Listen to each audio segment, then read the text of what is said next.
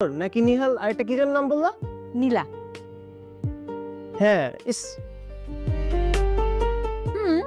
নাম তো দুটোই সুন্দর, কিন্তু আমি তো তোমাদের বেবির জন্য অন্য একটি নাম ভেবে রেখেছি। ছেলে হলে সাবির আর মেয়ে হলে সাপা। সাবির সাপা। হ্যাঁ মা, কেমন নামটা? শখ কত! তুমি বাচ্চার নাম রাখাকে, হ্যাঁ? যাদের বাচ্চা হবে তারা নাম ঠিক করবে। বাচ্চার নাম ভেবে তোমার এত সময় নষ্ট করার কোনো দরকার নাই। তুমি তো কোনোদিন মাই হতে পারবা না।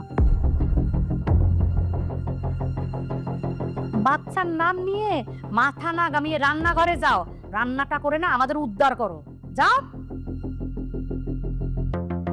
জি মা, যাচ্ছি।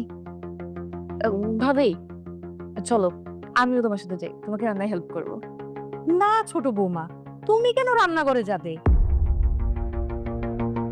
তুমি এখন খাবে দাবে আরাম করবে।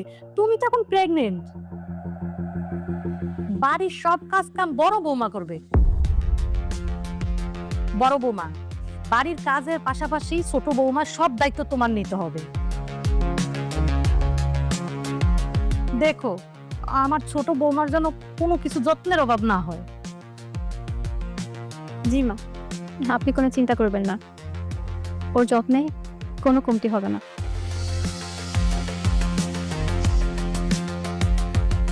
আরে বৌমা, তুমি দাঁড়ায় আছো কেন?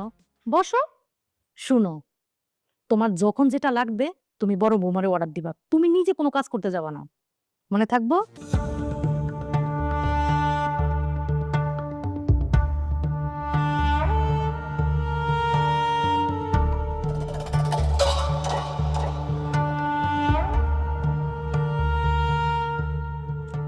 তোমাকে সে কখন থেকে বলছি আমার ফুচকা খেতে ইচ্ছে করছে, আমাকে বাইরে নিয়ে চলো ফুচকা খেতে, তুমি কোনো গুরুত্বই দিচ্ছ না।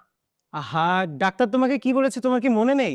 তোমাকে এই অবস্থায় যদি আমি বাইরে নিয়ে যাই তোমার জন্য সেটা রিস্কি হবে, এই কারণে তোমাকে বাইরে নিয়ে যাচ্ছি না। তাহলে কি আমি ফুচকা খাবো না?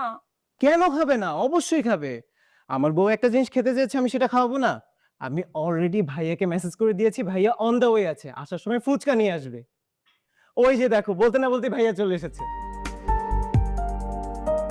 এই যে তোমাদের ফুচকা।